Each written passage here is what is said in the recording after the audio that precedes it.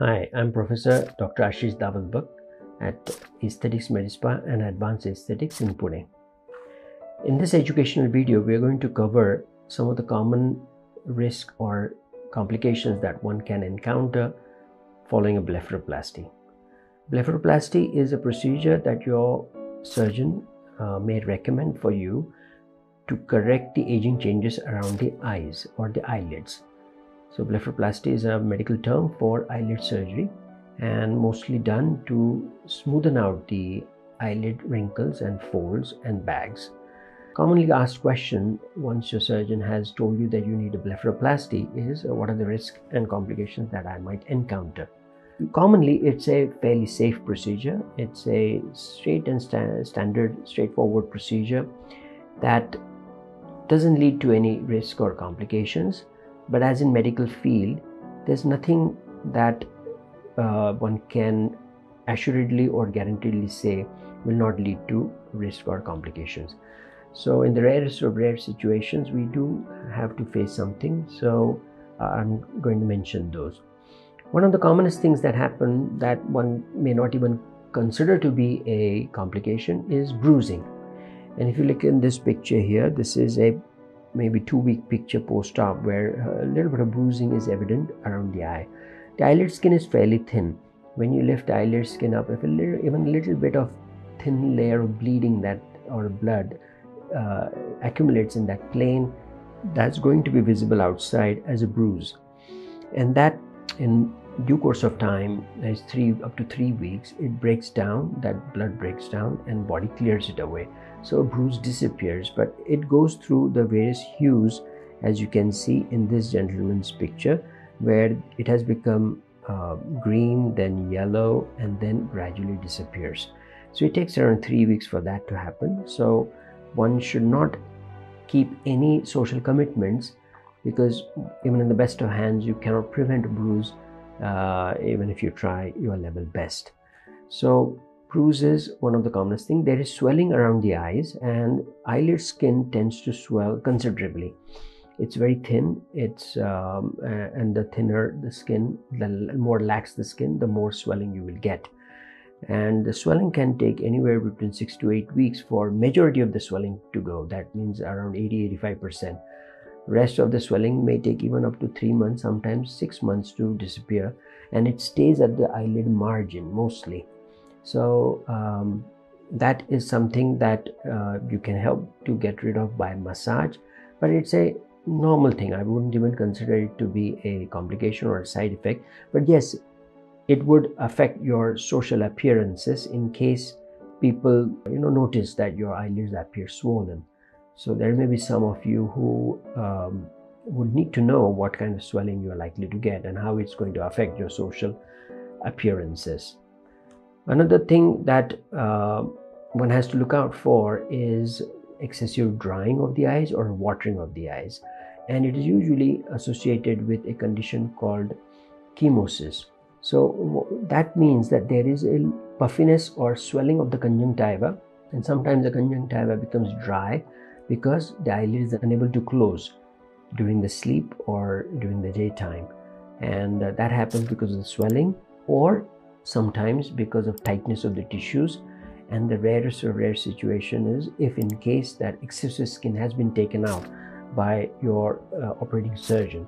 And that is a complication where if more skin has been taken out than necessary and your eyelid doesn't close, then the eye or the conjunctiva and cornea is going to get exposed, dry, and because of that you will have excessive watering or blurring of vision and even complications. So one should massage to allow for the swelling to disappear or go away, and that helps the eyelid to then close properly. You may even tape your eyelids shut if in case they are not closing during the night time. You can keep a shield or wet cotton wool, something like that, so that excessive evaporation doesn't happen. And in case you do find that these things are not working, it is best that you contact your surgeon, who will then think about something like a tarsorrhaphy or a stitch to temporarily hold it together till the swelling settles down. If in case none of these things are working, then definitely you may need to think about adding skin so that the eyelid closes properly. But this decision is not usually taken for at least 3 to 4 months, allowing all the swelling to disappear, the skin to loosen, and the tightness to go before you even have to consider adding skin to allow the eyelid to close. So lagophthalmos, where the upper eyelid is not closing, that is a complication that can happen with an upper eyelid surgery. Or ectropion, where the lower eyelid is getting pulled down because of excessive removal of skin from the lower eyelid, and that can also happen not just because of excessive skin being removed, but it can happen because your eyelid is very lax, loose, and the swelling and edema is causing the eyelid to sag down. So if you see this picture here, this is a picture, an appearance of lower eyelid ectropion, where the whites of your eye are visible, and that is because the lower eyelid during the healing process and the scarring and cicatrization is pulled down. Now, most of the times, simple massage in an upward direction can help in relaxing the lower eyelid, and the eyelid lengthens and becomes normal.